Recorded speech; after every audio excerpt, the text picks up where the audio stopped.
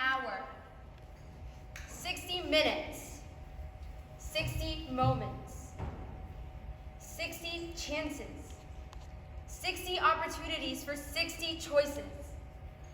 One single hour can change the course of history. If this can happen in one single hour, imagine what can happen in 2 or 3 hours. 3 hours. 180 minutes. 180 moments. 180 chances and opportunities. Choices. Most of which will be fleeting. Most of which will not be remembered or thought through. They will just be moments passing. But there are 3 hours in history that need recognition and contemplation, remembrance and recollection. In 1 hour, they crucified him. He was beaten and flogged and only a breath away from murder. These were well thought out minutes. Planned moments of mauling and minutes of scathing scorn prophesied from the beginning of time. Spiked nails were driven into his hands.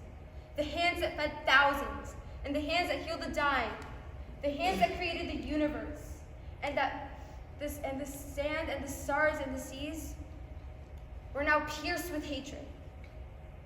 Spikes were driven into his feet, the precious, blistered feet that walked miles and miles to reach one single soul, and the precious feet that chased children in playful pursuit and danced on the wings of the wind and propped up on mountainous footstools were now crippled with hell's fury. Thorns were crushed against his brow, the precious brow that Mary kissed as a baby, and the brow that sweat drops of blood in a garden as he prayed for you and for me, were now shattered. And that was hour 1. Hour 2. Hour 2.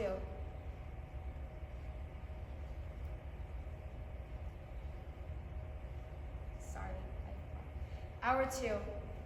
Another 60 minutes, filled with oppressive howling, laughter, horrifying, sadistic laughter, as the creator of the universe hung willingly on a wooden deathbed. A sign that read, "King of the Jews," was paraded around in sheer ridicule and pounded over his precious head.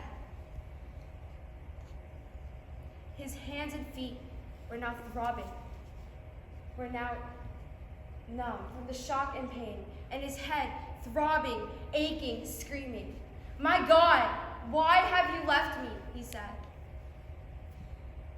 60 well-defined moments of mockery and 60 well-thought-through moments of scoffing.